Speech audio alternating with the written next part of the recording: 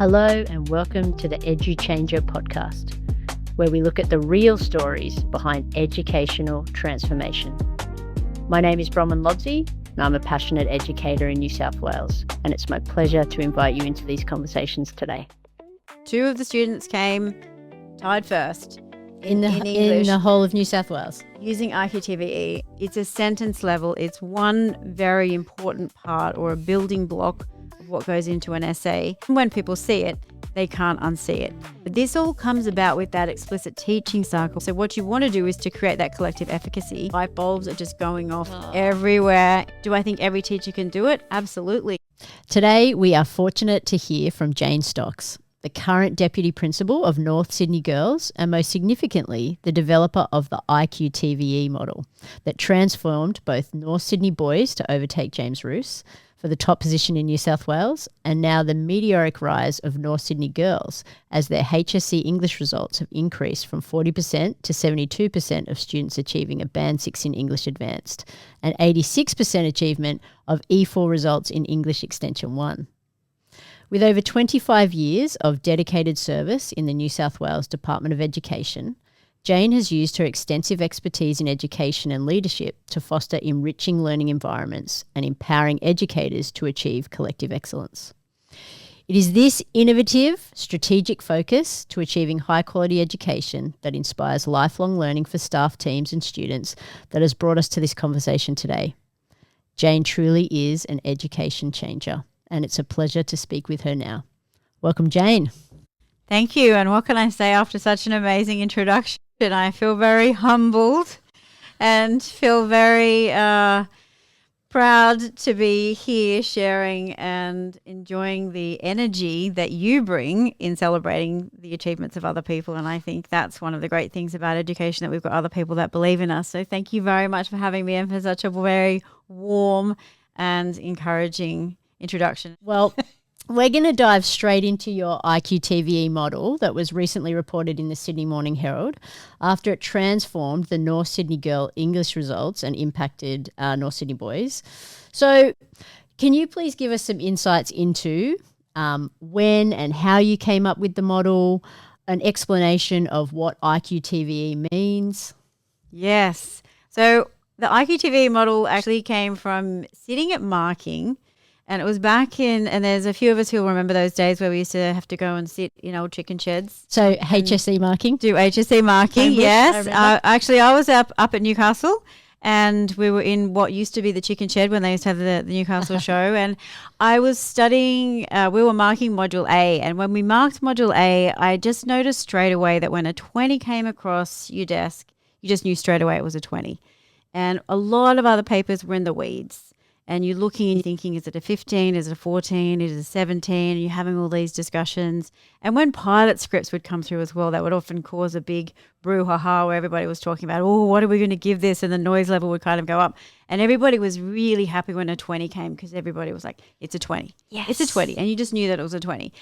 So I was a bit of a nerd and spent my dinner times going back and looking at those 20 out of 20s in the pilot scripts and really thinking, what is it that they're doing? And I can remember just sitting there and looking at the 20s, and I thought, I can see this pattern. And when I saw the pattern, then I couldn't unsee it. And the pattern that I saw was IQTVE, which was idea, quote, technique, verb, evaluate. Now, they didn't always use it in that order, but I was seeing that students were really starting to shape and scaffold and write their responses using this idea, quote, or it might have been idea, technique, quote, verb, evaluate. And the idea was leading into what it is that they were talking about. They weren't going into this really dense, I've got an idea, I'm going to talk about it for the entire paragraph. They would take an idea and they would build on it. So they would build this tension, and it was building all the time using this IQTVE, IQTVE, IQTVE. And then sometimes they would mix it up and it would be IQTVEVE, IQTVE, ITQTQVE. And once I started seeing it, and so these are the ways that I've unpacked it, as in idea, quote, technique, verb, evaluate. They're the labels and the terms that I've given to it.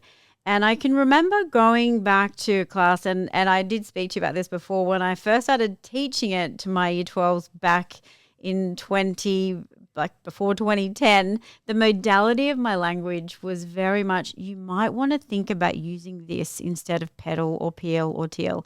And I don't want to negate the effectiveness or any of those as a scaffold or using those as a teaching tool. Sure. But I think there is a limit and there's a cap as to how far you can actually go. And I don't think that a 20 out of 20 is using pedal, peel, or teal. A 20 out of 20 is using IQTVE. Now, I've run some samples and I've run some examples where I've actually put people there in marking and given them scripts where we've got 14s, 15s, 16s, 17s, and then there's a distinct 20. People can't agree on the rest. They're all looking at all the other papers and they're thinking, I can see the strength on here, I can see the strength on that. We've got all these papers that are in the weeds and student responses, where do we put it? Everybody agrees on the 20. And the 20, when I've shown then the IQTVE model, then when people see it, they can't unsee it. And so when you do the same for students, it starts to really demystify a lot of what they think is the subjective nature of English. That English is a very subjective subject and teachers are looking for a certain thing and it depends what marker you've got, what do you put in, how do you write it. I think when we start showing them, actually, no, it's really objective. We've got a very clear criteria. We've got standards. We've got things we're looking for.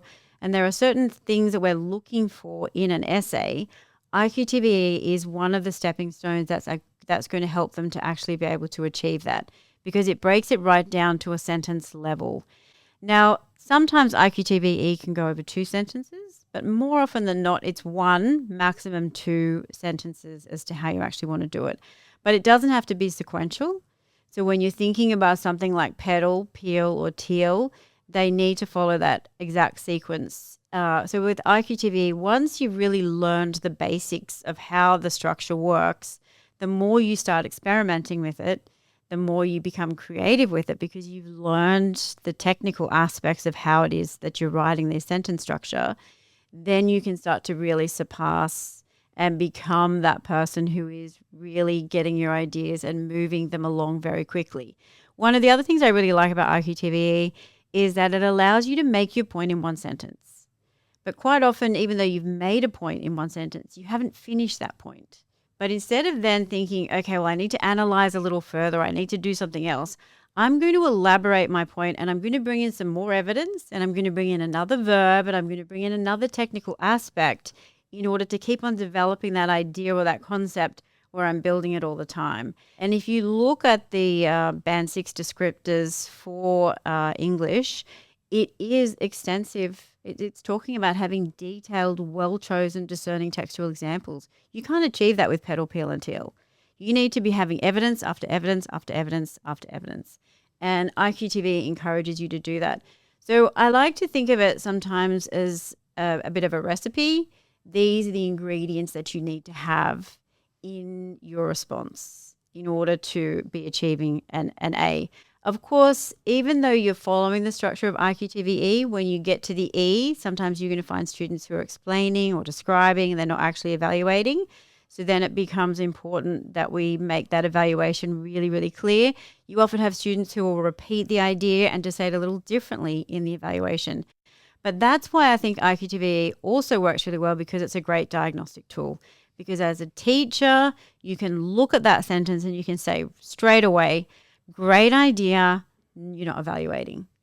And quite often when I'm marking students' work, I will take their evaluation, I'll make it the idea, and then I'll say, you think of a new evaluation now. Your evaluation's actually your idea. Put that first, make that the active part of your sentence, and then move it.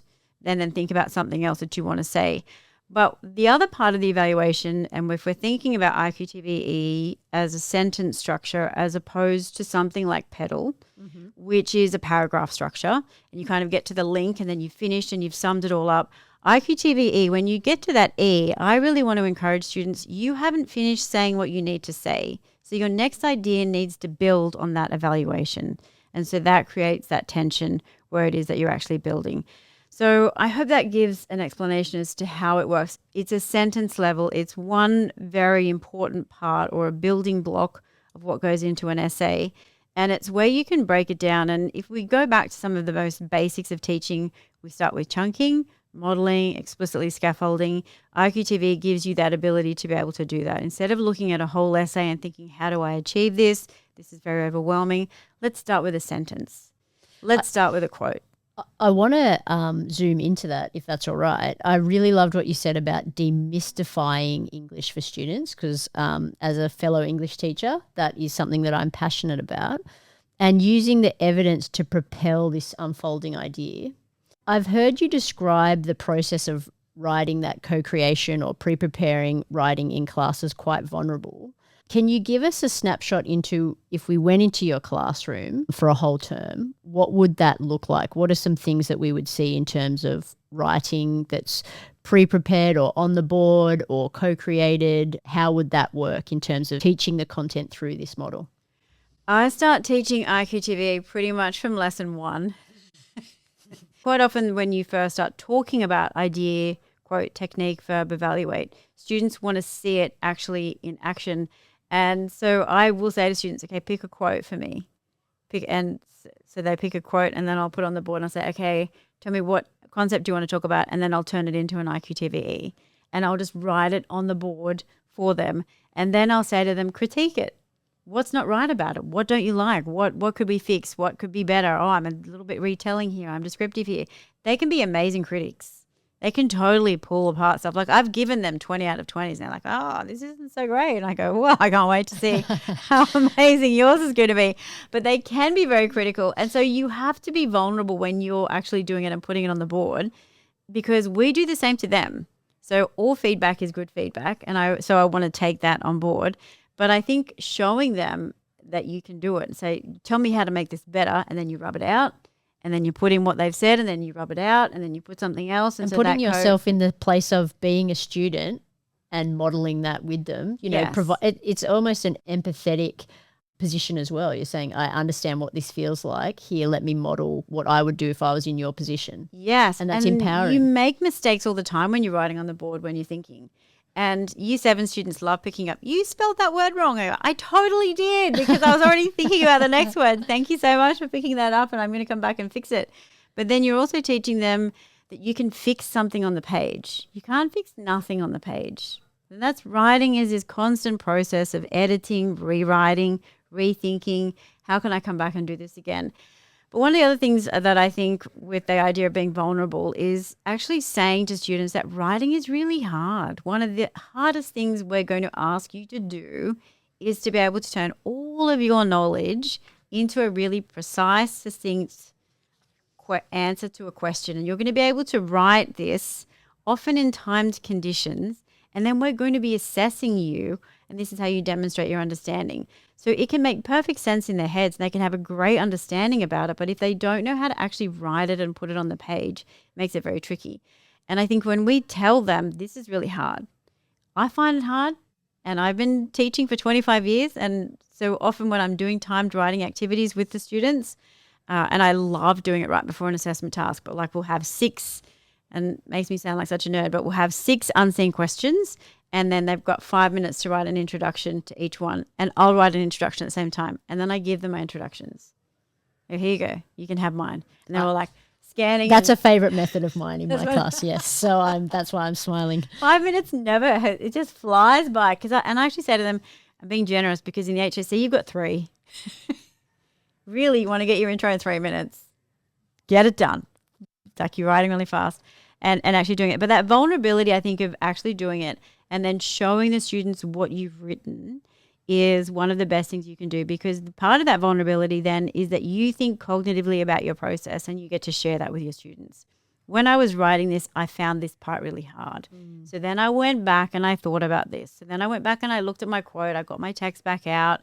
I started writing this approach and I thought I wanted to argue this and I realized I couldn't take it anywhere, so I deleted it and I moved on to something else. Or I thought, no, this doesn't fit here. This doesn't work in this paragraph. And I also tell them that even though I'm thinking about structuring something a particular way today, tomorrow I might do it differently. So there's not one right answer. So even though I'm modeling and co-creating and showing them IQTVEs, or they'll say, how would you answer this question, or what order, or how would you approach it? And we'll come back just because we're talking about Henry. And they were like, how do I write about all these characters? I've got a 3 body paragraph. I've got 4 characters who I want to talk about. What's the best way to approach writing this? So I'll say to them, well, today I think this, but ask me tomorrow and I might have a different approach. There isn't one way. So talking all the time about the big picture and thinking about that process of what's the angle and where am I going, I think is also a good part. And I think the other thing is showing the students that you look at the question and all the time you're thinking about, how am I going to solve this riddle? How am I going to solve this puzzle? What is it that the task is actually asking me to do? And then my writing actually has to do that. So when you are vulnerable and you show them that process. So if we go back to doing the introduction example, I was working in class and one of the questions that I gave to them was quite a hard one. And I wrote the introduction and then the timer went off.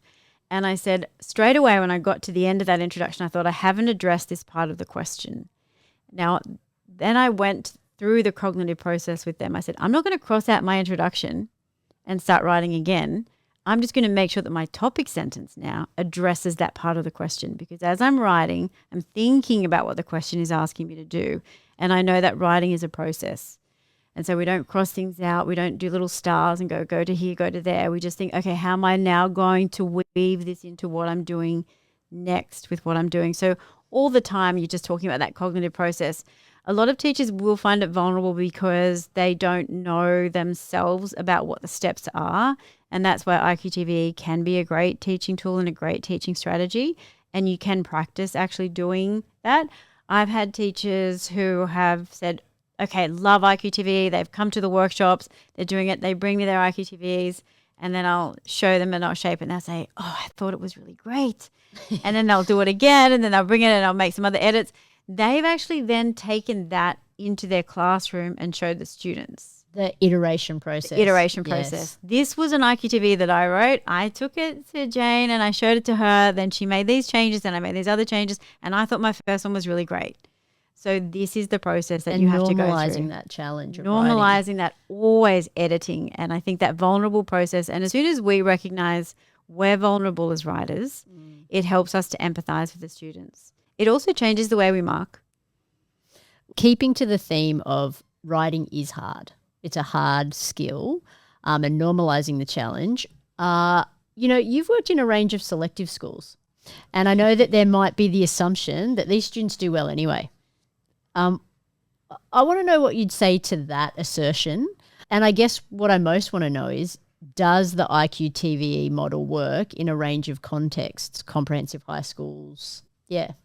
Okay, so first of all, I want to debunk the myth that, and I will refer to alcohol in this, that people working in selective schools are just kicking back, sipping pina coladas all day because the students actually just teach themselves. Is an absolute myth. They don't. We have a different set of challenges and they often will learn content much faster than students sometimes in a comprehensive school, but then they don't know what to do with the content. So we then need to work with students, and data will tell you that HPGE students or gifted and talented students are not risk takers.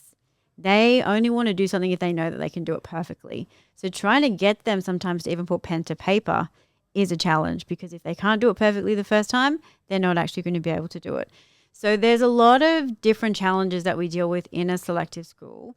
And historically, the schools that I've gone into and worked at, so if I talk about North Sydney Boys, for example, when I started at the beginning of 2019, the principal at the time, Robin Hughes, who is an amazing principal and backed me and supported me the whole time when I was working with IQTVE, basically said, what are you going to do? The boys love maths, they love science, they're really good at maths, they're really good at science, they spend all their time doing maths and science homework. They don't like English.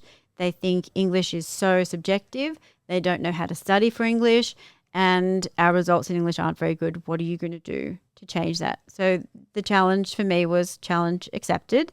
And to me, don't like means don't understand.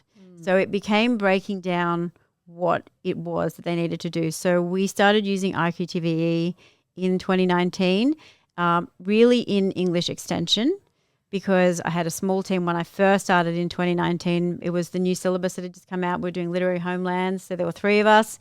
And I said, let's try IQTVE.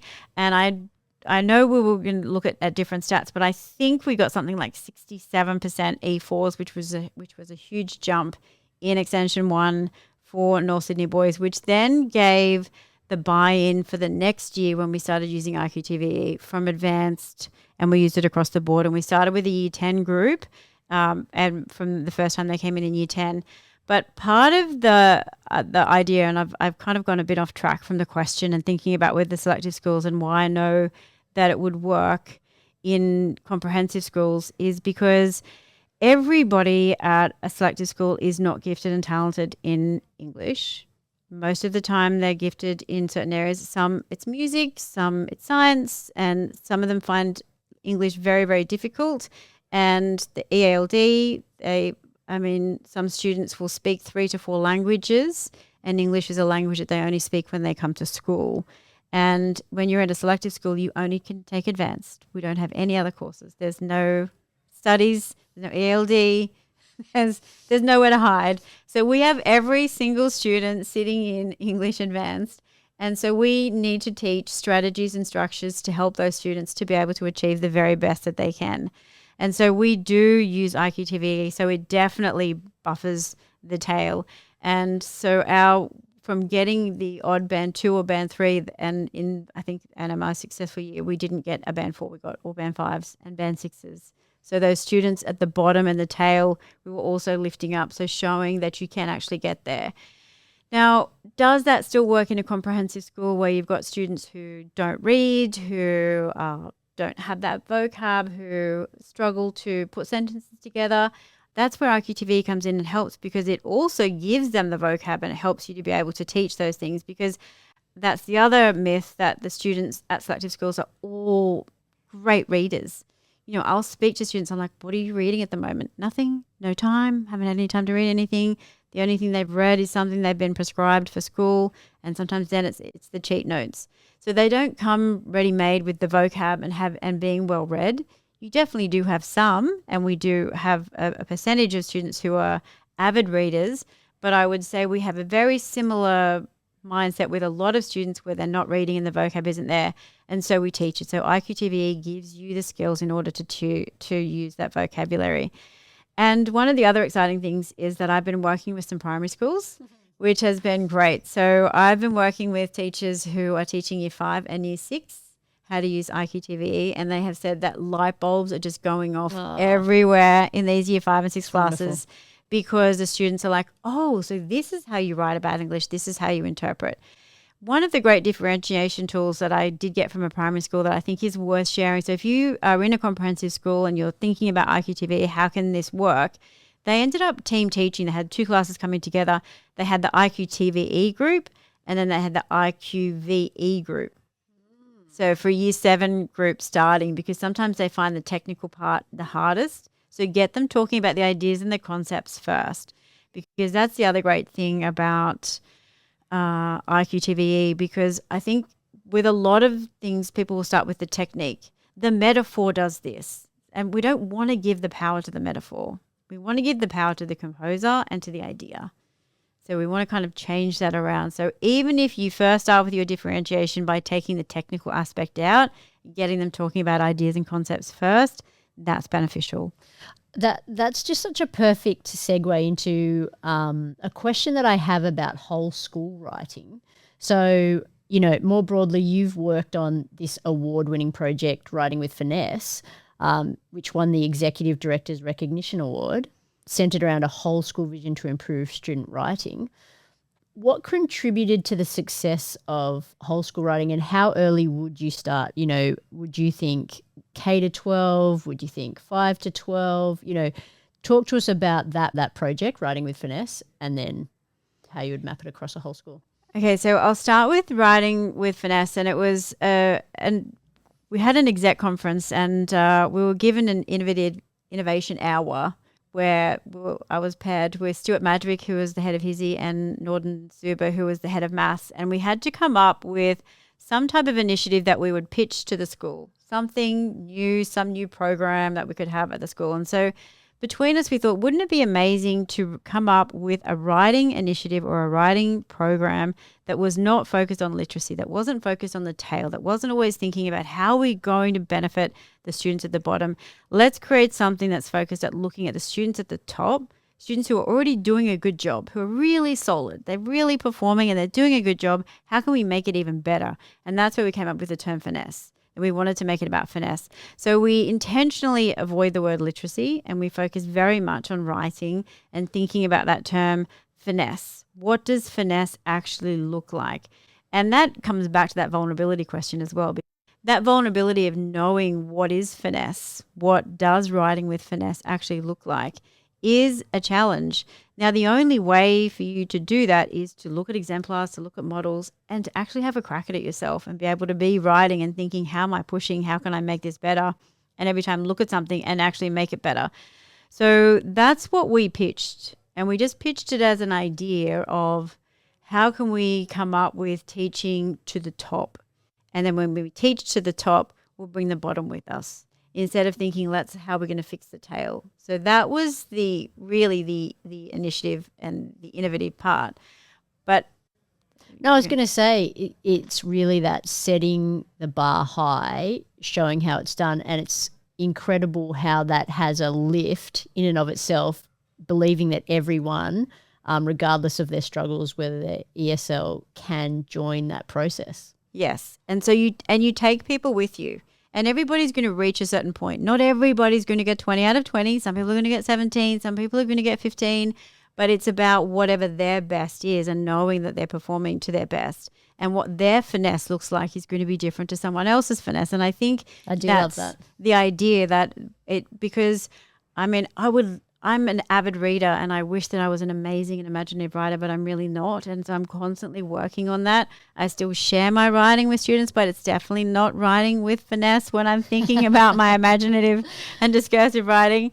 And I will share some on some of my pages so people can actually have a look. But I like to look at different ways that you can dress it up, like adding different things, like think about the MasterChef analogy. How can I make this dish a cracking dish by adding some jus or some other stuff? I like wearing makeup and putting that on your imaginative writing so we can dress it up. But when we're thinking about a whole school initiative, I think it's very subject specific. And I think one of the key aspects, so when we looked at how would we bring in writing with finesse as something that we looked at across the school, Norden had moved to another school, so Stuart Madrick and I were working on it very closely, and part of our research really came up with a very strong evidence that it has to be content specific, that writing is not something that you teach in isolation. You don't have a writing period, and I'm sorry if schools have that. I don't want to be critiquing that structure at all, because at different times you will try different things, but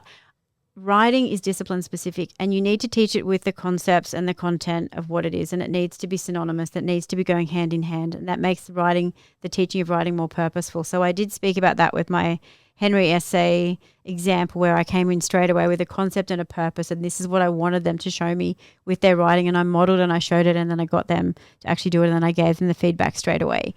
Writing in science, writing in history, writing in geography, writing in eco, writing in legal, writing in art, it's all very different. So you need to teach to your discipline specific area.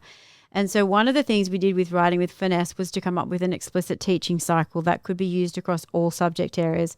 Begins with a pretest, then becomes about explicit teaching based on what you've done with the pretest. That explicit teaching includes scaffolding, modeling, using exemplars, then incorporating feedback, feed forward, more explicit teaching. You have a formative assessment, which is part of that feedback and feed forward. But essentially, when you start with your pretest and come around to the teaching cycle, you're thinking about what's the end point. So you know what your summative task is going to be. You do a pretest based on one small skill. So I'll give you an example. We did a pretest for Year 10 last year where we're looking at her story, and we were looking very much at comparing the Yellow Wallpaper, Carol Ann Duffy's poetry, and The Handmaid's Tale. And they were looking very much at the shaping of the female voice in those three texts. But we did a pretest where we just wanted them to do one IQTVE in response to a small extract from the Yellow Wallpaper. And we knew that they were writing a comparative essay at the end. And when we looked at that data from the beginning of the pretest to the end after that explicit instruction, nothing validates a teacher more than a pie chart, which shows you the growth in the evaluation, because sometimes we don't get a lot of validation. But all the time you're strategically thinking about where is it that I want to go. And that explicit teaching cycle is what you need to be focusing on. Now, an explicit teaching cycle can be one lesson, it can be over a couple of weeks, or it can be a whole term. So it depends. Sometimes you might want to do a pretest at the very beginning, quickly teach a skill. So it could be an imaginative writing. I want to teach them how to do a piece of interiority, get them to do interiority at the beginning, teach a little bit about interiority, do an interiority at the end, collect it, one lesson. Or it could be something that you're doing across a whole term, where we're getting them to think about writing an essay and thinking about writing evaluatively using IQTVEs in a comparative form. So I think that idea, and I've kind of gone off on a bit of a tangent of the, but I'm focusing on English, but that same explicit writing structure can work in other subjects. And so the head teacher of HSC at North Sydney Girls, Michelle Kennedy, is amazing, because she's like, okay, talk to me about this explicit teaching cycle. I've explained it to her. She's like, right, I want to learn about hedging. I didn't know what hedging was. So then I started looking into hedging, and it's something that you use in modern history and ancient history, where you want to make an assertion, but you recognize that there's not 100% validity behind what it is you're saying. So you hedge, it's like hedging your bets, that you want to use language. So then we're thinking about modality. How do we use that modality? How do we shape it? Where we start shaping a sentence. So we were using hedging and modality and thinking about ways we could shape that. Head of science at North Sydney Girls, Tara Babington, amazing. We've started using because, but, so in which is a great teaching strategies taken straight from the Writing Revolution book, which is a fabulous book. I think everybody should read it. But because, but, so works so well in science, because even if you've got, and we started looking at some of the science HSC questions, and it begins with outline or describe, but then it will say the impact of. Describe the impact of. And then the students are thinking it's a describe question, but it's actually not. Because when you're describing the impact of something, you're evaluating, you're making a judgment. And so they've got caught up with the describe verb. And so if we just say to them, you just do it because, but, so. Because of this, but this, so. But then we also started thinking in science that because, but, so didn't necessarily work. So then we started adding as a result. And so we've kind of put that at the end. But this all comes about with that explicit teaching cycle, where you think, what is the skill? And the skill needs to start with a hunch. What are you noticing? When you're marking and you're looking at students' work, what's bugging you? And sometimes you can get to the end and you think, oh my gosh, I'm a terrible teacher. Why? Like, what do they hear when I speak? They've written all these things. So then you think, okay, now what is the skill that I need to teach? And then you use that skill to become the basis of that next explicit writing structure. And you come in and you actually teach it again. And then you do a pretest and you focus. And then you've actually got to break it down as to how that works. Now, that's how it works across a school. But each subject would choose something specific that they were doing. And then we started embedding it into all of the subject areas and seeing growth. Visual arts were doing some great work and had some fabulous results. And paying homage to the Selden method and the I don't know his first name, but he's from Balgowlah Boys, and he does this, doing that.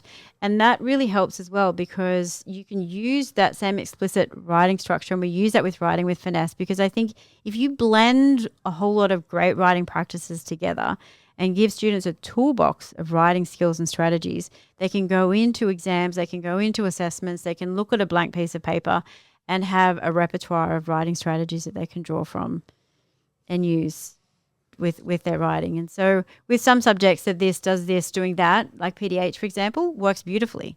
And it really helps them to shape those complex sentences, but it comes back to the verb. And I think verbs are the key. So hopefully I've answered that question. Yeah, beautifully. Yeah. I'm just smiling, and I'm actually learning a lot as you're speaking. So I'm really grateful for your time. Now, I want to ask you, for people who might be unsure or skeptical, can any teacher or school achieve writing growth through IQTVE or subject-specific models? Absolutely. I think that if you aren't teaching writing, you're missing out on one of the most fundamental aspects of what it is you need to be doing as a teacher, because one of the things that students will often have is all the content and all the knowledge in their head, and they know everything, but they just don't know how to put it on the page. It's part of our core business to show them how to actually answer a question. So not teaching them writing is missing a key skill. We have to embrace the idea of us being writers first. And so one of the things that IQTVE will do is to give you the skill set yourself to start suddenly thinking, okay, let me have a crack at writing an IQTVE. Let me have a go at doing this. And then when you start doing it, it starts, I find it addictive. I'm a bit of a nerd. Other people may not find it as addictive. But when you start thinking about, how would I answer that question? How would I do that question? How would I answer and write that question? It starts to become a core component of what it is with what it is that you're teaching. Does that mean that you may have to go back to basics and start thinking about your vocab, your writing, and your skill set and the way that you teach? It might mean that. And I think that's good to be a reflective practitioner, to be doing that. Do I think every teacher can do it? Absolutely. They've all gone to uni. They've all written the essays. They've all proven that they can actually write. But writing those specifics and thinking about the basics is something that comes from reflection and practice and really honing and wanting to make that craft or that aspect of being able to demonstrate your understanding and demonstrate your knowledge a key aspect of what we're showing our students how to do. And that writing is the key component to that. So I absolutely believe that it's the essence of what we do. And I think we should start doing it from lesson 1, and it should be taught synonymously with the content. We're about to move into the challenging part, which is I want to talk about the criticism. I want to talk about when you pioneer a methodology, and you've been so good at recognizing sources that have helped and influenced you, but what would you say to the criticism that IQTVE is formulaic, that schools already do this, that it doesn't promote autonomous thought? Well, if schools are already doing it, fantastic. I think that's amazing that people are out there and they've nailed it and they've got something that's actually working for them. And I think that is really great. I really disagree quite firmly with the idea of it being formulaic. I think it's looking at what are the key aspects and what are the qualities of good writing. And I think to take away this idea that there are technical aspects to writing that you need to have in a good piece of writing is doing a disservice to our subject and to us as a discipline, because it is a very technical subject. So I'm not talking about techniques at this particular point, but writing is very technical. So if we think we're going to immerse people and put them into a beanbag and they're suddenly going to be able to write a novel and become great imaginative writers, I think it is doing a disservice to our subject, because it is a very technical discipline and there are certain aspects and skills and things that you actually need to be doing. And so I think if we don't teach the students what those skills are and what those strategies are or what those aspects are, and tell them and show them and model for them how to actually put it into their writing, then it becomes problematic, because that's when they start thinking it's very subjective. I'm doing everything you're saying. I'm repeating what you're doing. They'll be writing a lovely recount or a commentary, not putting that evaluation in. So we're looking at the end saying there's no evaluation here, but when have we taught them to evaluate? So I think if we've got it as part of our marking criteria and we've got all these aspects there, why aren't we giving them the tools and the strategies in order to actually do that?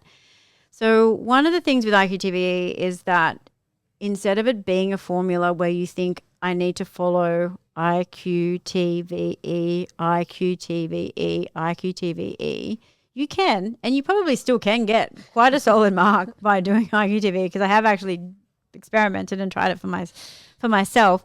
But as with any discipline, once you know the basics and once you've got the skills, then you start experimenting, and that's when the creativity comes in. So the formula then becomes the basis or the theory for you then to take it and to be able to become that very skilled person who's able to use those techniques quite confidently. And I like to use artists and if you go to museums, you will see art students, uni art students, actually sitting there painting and copying the great works from the museums, and you see them there all the time. They're learning the brush strokes, they're learning the techniques, they're learning, how do I actually make this? Once you've learned the basics, then you can experiment. But you can't experiment and you can't be creative and you can't be doing all of those things where you're being innovative if you haven't actually learned the skills first. So my idea with IQTV is I'm giving you the basics, I'm giving you the skills, I'm taking away the demystifying idea of English and saying this is what actually comes in for you. But I'm giving you a sentence structure that can work, but then you can move the parts around. The only time you're really going to fall into trouble is if you start leaving parts out. And it's kind of like making bread. You know, there's certain ingredients, if you don't put them in, it's not bread anymore. It's not going to actually be what it is that you want to be shaping. So an English essay to say is not formulaic or doesn't need certain aspects in there is also a little bit problematic, because that's not saying that there is one formula you need to follow this actual formula all the way through, but there are definitely skills, traits, attributes, qualities that we are looking for in a Band 6 essay. And if we don't tell students what they are, it starts to become a hidden curriculum. So we've got to show them the way.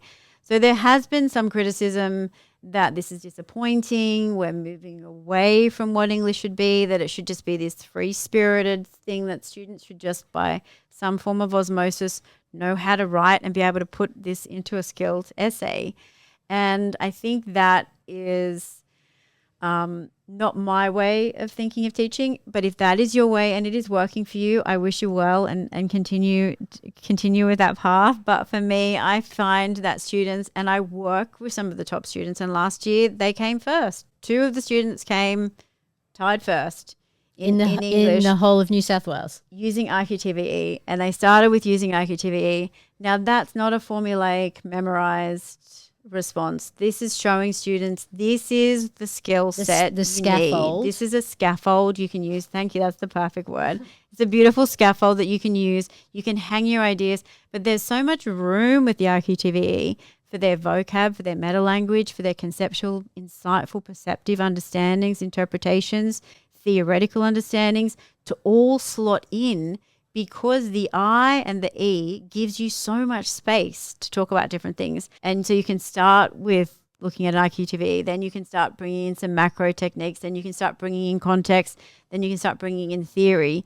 And I think when you start showing them how you can take this really basic, what looks like a formula, oh, this is very simple, we're already doing this, this is what we're already doing. And then you really start to break it down, you think, is it really what we're doing? Is it giving the room and the scope for what students need to do? And one of the things that I found, and having done this for many years and working with students who are achieving amazing results, and I'm going to put it down to the students because they're the ones who are doing it. I'm really giving them the tools. I'm the facilitator who's actually showing them. I think one of the things that we can see is that it gives them the room to then be insightful and perceptive. Whereas before they didn't know where do I start, how do I structure. So I'm giving them that point. And so I deal with the criticism. I'm going to throw in some Mel Robbins, let them. and I agree. And then let me. Yeah.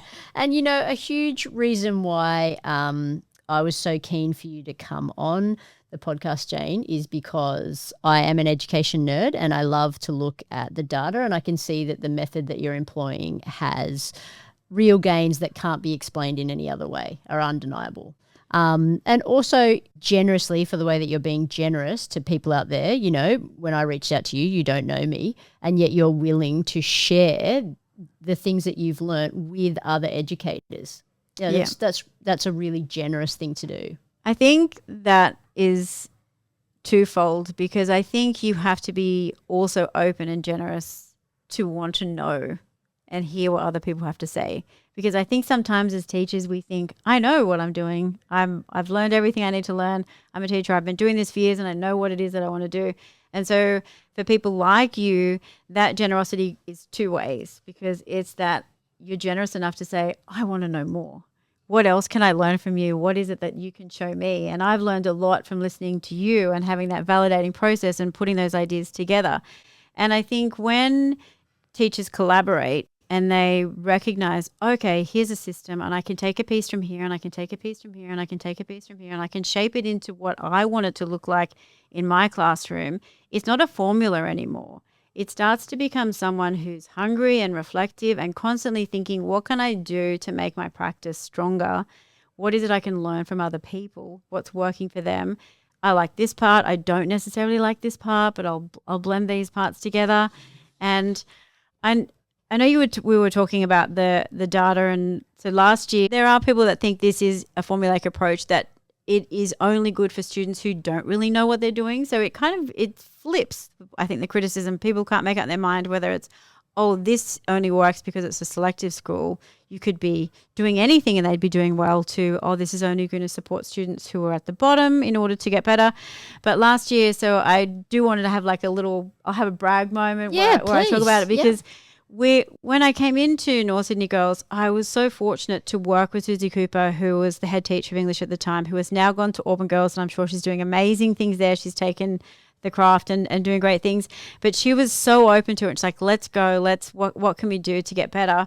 And so we changed our Module A, where they'd been doing Keats and Bright Star for many, many years, not doing very well with Module A. And I said, let's change it up and let's do something different. So we went in with brand new texts, and this was the final module we did. The students had been working on IQTVE all the way through year 11. We'd prepped them.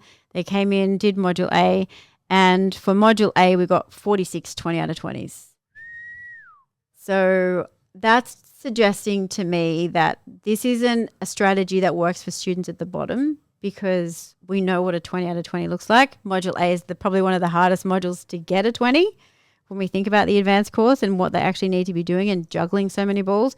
But yeah, 46 out of 155 students got a 20 out of 20. And in the past, I think the most we've ever gotten is 4 or 5. But that story in and of itself is demonstrating yourself as a lifelong learner, where you've come in, you've had a look, you've worked out from the RAP data, this is the module that is most problematic. And then it's taken your study and work to implement a new module A. You know, you didn't have to, but that's what you decided to do. And that collective efficacy, working with other teachers. You know, for me in education, to be a teacher who's working with other teachers, we're all still learning. You know, that's the goal. Is it then we also generate that in our students for them to be generous and to share and to want to continue to improve. And that's a great point, because one of the things that's really works well at NSG and at NSB, because in a selective school, the worst thing you can have is competitiveness amongst the teachers. If the students think, oh, I need that teacher, or I need that teacher, or I need that teacher in order to do well, then it starts to become toxic, and it's because it's very, very competitive. So what you want to do is to create that collective efficacy. And so as a whole faculty, we all embraced the IQTVE approach. We all were thinking about it. Everybody was open to it. They were vulnerable. They were hungry. They were doing well. We were giving samples. We were giving exemplars. The students believed in us as a faculty. Yeah. So it was a collaborative effort. It was everybody working together and shaping and thinking. And it really culminated with Module A because it was the last module. But I think the students had that strong sense of like they could trust us. And they believed in us. And I think the other thing is we're often competing against tutoring agencies. Yes. Tutoring companies. But we've really started to get the students believing in us. And I know it's the same at North Sydney Boys, that they believe in the English teachers, that we know what we're doing. And IQTV is one of those tools and one of those strategies that actually does that. And just to kind of continue in that vein, you know, this one's a bit more personal. You've been a passionate educator for, 25 years. What is it, if you were going to explain your purpose, what is it that motivates you and drives you to continue to invest in best practice? Definitely the students. The students have to be the priority. I think students come first in everything that we do. So we're always thinking, what is the best thing we can do? Because part of the core of my teaching philosophy is if you learn how to learn, you can do anything in life. So even though I'm teaching them IQTVE, I'm still just teaching them a skill. And it's a skill and it's a practice, and you're honing and you're thinking, I'm going to practice and think about the precision and what it is that I'm doing. But once you've learned how to do that, you can apply that learning capacity to anything in life. And so for me, it's the students.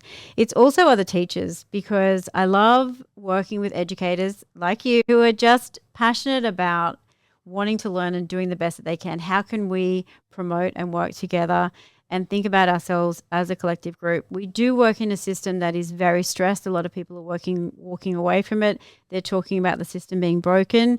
And I think we have too much discourse talking about the system being broken and not enough about what the solutions can actually be. So thinking about those solutions and having that is definitely key. And I've been very fortunate in my life to work with some amazing mentors who've mentored me from when I was a beginning teacher to where I am now. And so I see my role now as a deputy as someone who is mentoring other teachers and beginning teachers and building that next generation of teachers and giving them the skill set to come through. But I also need to pay homage to my husband because why he hasn't left me, I do not know. Because I'm a workaholic. What's his name? Sean. Thanks, Sean. Thank you, Sean. And his patience. Because I am so passionate about what I do, and a lot of what I have to do takes up a lot of my free time. So if it wasn't for him and his patience, that probably would have been a deal breaker very early on. So he's definitely very patient. But to me, it is that opportunity to work with and mentor that next generation of teachers who are coming through, and I want to leave the education system in really safe hands. But I also think that with IQTVE, by sharing and being generous, is that there's room, and I do believe there's room for everybody at the top and that everyone can do well. And so that is really a key focus for me. Jane, you are someone who is changing the education landscape, probably more than you think. And I can't thank you enough for your time, your insight, your wisdom. Thank you so much for having me. Thank you. I hope that conversation encouraged you like it encouraged me, that every student, without exception, can be equipped to become a good writer, that vulnerability and collaboration aren't weaknesses in our teaching practice. They're essential tools we use to truly support our students through the writing process. And perhaps most importantly, that when criticism comes our way during seasons of innovation and change, we have to learn to let it go and allow ourselves the space to finish the important work set before us. If today's episode resonated with you and you'd like to dive deeper into Jane's work, she's just launched a brand new website called Writing with Finesse, and I'd warmly encourage you to head over and take a look or to contact her directly. Before you go, make sure you join me next episode where I'll be sitting down with one of Australia's most compassionate, gifted and inspiring leaders, the wonderful mathematics teacher, Mr. Eddie Wu. You won't want to miss it.